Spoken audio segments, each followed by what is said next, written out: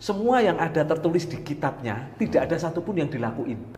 Kita itu Natalan kayak malah, kalau ajang Natalan ini kayak ajang kita pamer sedang makan sesuatu yang sebenarnya dilarang di Alkitab kita. Loh kok bisa Pak?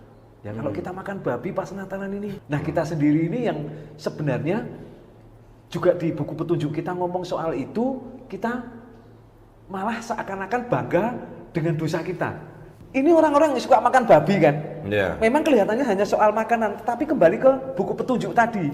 Kalau kita sepakat bahwa PL dan PB ini adalah sebuah kesatuan, enggak bisa dong teman pendeta saya, jemaat saya bilang, "Loh Pak, itu kan perjanjian lama." Lah kalau perjanjian lama dan perjanjian baru ini memang harus dipisahkan, ya disobek aja, kita pakainya perjanjian baru, enggak usah pakai perjanjian lama. Sesuatu yang seringkali di kekristenan ini terjadi sebuah pemerkosaan.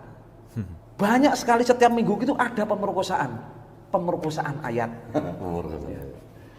Ini kalau kita dengerin penjelasan dari seorang mantan pendeta baru nyambung nih.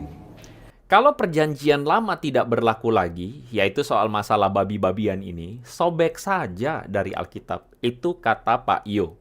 Kenapa sih hukum PL itu terkesan ketat sekali soal makanan? By the way, saya pernah ketemu dengan seorang rabi, dosen kami, mengundang seorang profesor dari Yerusalem, pernah datang dan pernah tinggal beberapa hari mengajar kami tentang Yudaisme. Dan satu hal yang betul-betul dilakukan oleh rabi tersebut, kalau nggak salah namanya Rabi Cohen. Jadi Rabi Cohen ini betul-betul ketika datang ke Indonesia, satu hal pertama yang dia lakukan adalah dia mampir ke toko pecah belah, teman-teman. Jadi dia membeli seluruh peralatan makan, piring, mangkok, sendok, garpu, bahkan panci, wajan, dia beli baru. Kenapa demikian? Karena dia tahu bahwa peralatan makan yang kami lakukan itu kemungkinan besar, dan memang benar, itu kena minyak babi. Makanya Rabi Cohen ini kemudian, atau Profesor Cohen ini, membeli makanan atau peralatan makan yang baru. Dia betul-betul memelihara hukum kosher, ya. Jadi kami memahami bagaimana orang Yahudi itu sampai strict sekali soal masalah makanan seperti ini, ya. Nah, jadi saya jadi bertanya-tanya, kenapa ya hukum PL ini terkesan ketat sekali soal makanan? Dan kenapa PL dan PB ini terlihat berbeda sekali? Nah, saya tidak puas sejujurnya. Saya tidak puas dengan penjelasan bahwa dari sononya yang memang begitu. Tuhan menjadikan ada makanan yang haram dan makanan yang halal. Ini sekali lagi pembahasan ini adalah pembahasan buat orang Kristen yang mau belajar, ya. Saya tipikal seorang yang tidak puas hanya dengan perkataan, ini halal, ini haram. Saya akan bertanya, kenapa halal, kenapa haram? Kenapa ciptaan Tuhan ada yang dijadikan haram? Kenapa ciptaan Tuhan ada yang dijadikan halal? Kenapa tidak semuanya halal? Kalau itu haram, kenapa tidak diciptakan? Betul nggak, saudara-saudara? Ya. Sesungguhnya ini pertanyaan yang bagi mereka yang agnostik atau bahkan mereka yang ateis, ini konyol. Kenapa ada sesuatu yang diharamkan? Kalau diharamkan, kenapa ya udah dihapus aja? Kenapa harus diciptakan begitu? Nah, menurut saya ini satu hal yang harus dijawab, dan buat teman-teman yang Kristen yang menyaksikan channel saya tidak akan pakai klaim, yang penting sudah dikatakan begitu. Enggak. Saya adalah seorang yang harus mengerti kenapa ditulis atau diharuskan demikian. Ya, ini menarik. Jadi begini, ketika saya meneliti atau saya mencari jawaban, maka saya menemukan bahwa larangan untuk makan makanan tertentu di dalam Imamat pasal 11 itu ada hubungannya dengan identitas, ya. Ada hubungannya dengan identitas Israel sebagai umat Allah. Maksud saya begini. Jangan lupa bahwa konteks pada waktu itu Israel masuk tanah Kanaan sebagai bangsa budak yang keluar dari tanah Mesir. Bangsa ini adalah bangsa yang bisa dikatakan identitasnya itu adalah identitas budak atau identitas bangsa yang kalah. Sehingga ketika Tuhan membawa bangsa ini masuk ke tanah Kanaan, dibutuhkan satu identitas yang penting sekali atau identitas sebagai umat Allah. Makanya saudara akan menemukan catatan bagaimana umat Israel itu disebut sebagai umat Allah, umat Allah, umat Allah. Kamu harus berbeda, kamu tidak boleh sama seperti orang Kanaan. Jadi ini ada hubungannya dengan pemisahan bangsa Israel dari bangsa yang lain. Karena bangsa yang lain itu adalah bangsa-bangsa yang jahat. Atau bangsa-bangsa yang gaya hidupnya, kalau saudara baca baik-baik pada waktu itu, orang-orang Kanaan itu, di dalam penyembahan mereka kepada dewa atau ilah mereka, mereka bahkan mempersembahkan anak mereka sendiri. Dibunuh untuk dijadikan persembahan kepada dewa. Nah, praktik-praktik seperti itulah yang Tuhan harus hindarkan dari Israel. Makanya identitas umat Israel itu harus sendiri. Jadi kebudayaannya, cara hidupnya itu harus beda. Begitu saudara-saudara. Ini penting. Nah, dari hasil penggalian arkeologi,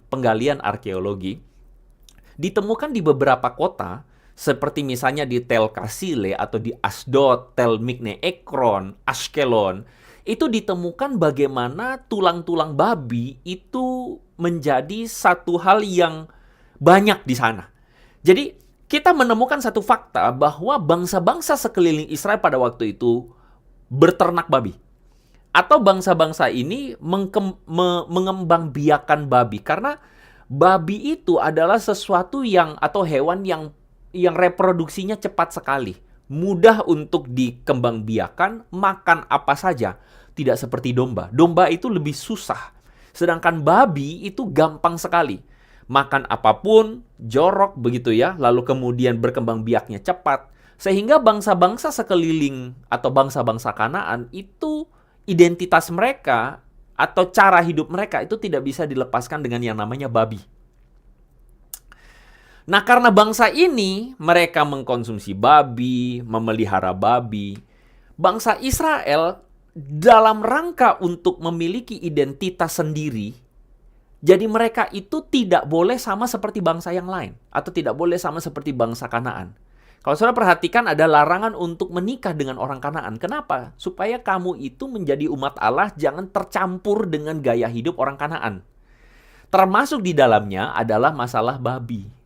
Sehingga larangan tentang makan babi ini muncul sebagai sebuah larangan yang disebut sebagai supaya orang Israel tidak hidup seperti orang Kanaan. Jadi saya harap saudara-saudara yang menyaksikan video saya ini memahami konteksnya. Nah, fakta ini bagi saya bisa diterima. Jadi, kenapa larangan ini itu muncul atau larangan di dalam Imamat pasal 11 itu muncul? Karena orang Israel harus hidup berbeda seperti bangsa yang lain. Orang Israel harus hidup sebagai bangsa yang dikhususkan.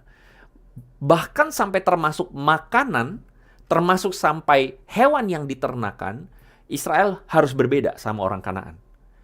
Saya harap saudara atau teman-teman bisa memahami konteks kenapa babi ini adalah sesuatu yang dilarang pada waktu itu. Sekali lagi, pada waktu itu. Nah, ini menjadi masuk akal ketika saudara bisa melihat Yesus itu mengajarkan sesuatu yang ekstrim. Begini maksud saya. Saudara yang mendengarkan masalah babi ini, mungkin saudara harus pikir ekstrim banget ya. Kok babi aja sampai dilarang begitu? Iya. Karena pada waktu itu kita mengenal bagaimana pengajaran atau pedagoge, pendekatan retorika itu bahkan ekstrim juga. Misalnya Yesus itu pernah mengatakan bahwa setiap orang yang memandang perempuan serta menginginkannya, ini konteks berzina ya, Yesus bilang, kamu pikir hukum mengatakan jangan berzina and that's all? Enggak, kata Yesus. Setiap orang yang memandang perempuan serta menginginkannya, sudah berzina dengan dia di dalam hatinya. Maka jika matamu yang kanan menyesatkan engkau, kata Yesus, cungkil dan buanglah itu. Nah teman-teman, hukum ini atau perkataan Yesus ini terdengar ekstrim sekali. Tetapi kita tahu di dalam kekristenan, kita tidak memaknai perkataan Yesus yang ekstrim ini secara ekstrim. Kita tidak memaknai perkataan ini secara ekstrim. Jadi maksud Yesus sebenarnya dari perkataan ini adalah hati-hati digunakan matamu. Kan seperti ada lagunya ya, hati-hati gunakan matamu kan gitu ya. Jadi maksud Yesus adalah begini, hanya karena kita tidak berzina dengan orang, bukan berarti kita bebas dosa. Beda dengan umat literal ya, umat literal itu yang penting apa? Tidak berzina, tidak melakukan sebuah hubungan seks misalnya dengan lawan jenis selain pasangan. Oh itu haram begitu. Bagi orang Kristen, itu bukan masalah kalau sudah melakukan hubungan seks baru haram, enggak. Orang Kristen harus jaga hati, harus jaga mata bahkan. Ketika melihat pun, ketika keinginan itu muncul, harus jaga baik-baik. Itu maksudnya. Jadi itulah sebabnya kenapa Yesus menyampaikan hal ini dengan ekstrim. Karena ini maksudnya adalah sesuatu yang retoris ya.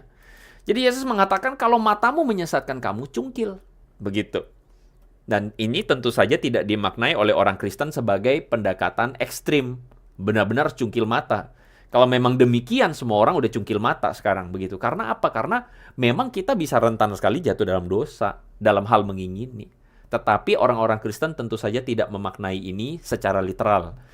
Kita tahu bahwa ini terdengar ekstrim, tetapi tidak dimaknai secara ekstrim. Dalam hal ini, saya ingin menyampaikan bahwa Kristen sekali lagi bukan agama literal. Ya. Literal religion is full of pitfalls. Yes, I agree with Richard Adams ya. Perkataan Richard Adams ini. Betul bahwa Kristen itu bukan agama literal, sehingga penjelasannya adalah kenapa PB tidak lagi menekankan soal makanan atau makan babi, karena sekali lagi pada waktu itu hukum itu diberikan ada konteksnya. Konteks orang Israel ketika menerima hukum untuk jangan makan makanan haram, itu konteksnya adalah supaya ada kepentingan mereka tidak boleh sama seperti bangsa Kanaan. Kalau makanannya sama, cara pakaiannya sama, pergaulannya sama, mereka akan cenderung akhirnya menjadi atau mengadopsi kebiasaan buruk dari bangsa Kanaan. Setuju? Iya kan? Pergaulan yang buruk merusak kebiasaan yang baik. Makanya orang Israel mesti dipisahkan. Kenapa? Karena waktu itu, sekali lagi, orang Israel tidak siap hidup berdampingan dengan bangsa lain. Mereka masih gampang sekali terpengaruh, terbawa oleh budaya-budaya yang lain. Jadi pada waktu itu dibutuhkan sebuah hukum yang mengharuskan mereka untuk mengharamkan makanan, cara hidup seperti orang Kanaan. Tetapi kekristenan hari ini sudah mengalami yang namanya progresivitas. Jadi Kristen tidak lagi melihat ini sebagai hukum yang letterleh diambil. Tetapi Kristen melihat ini secara makna atau intinya.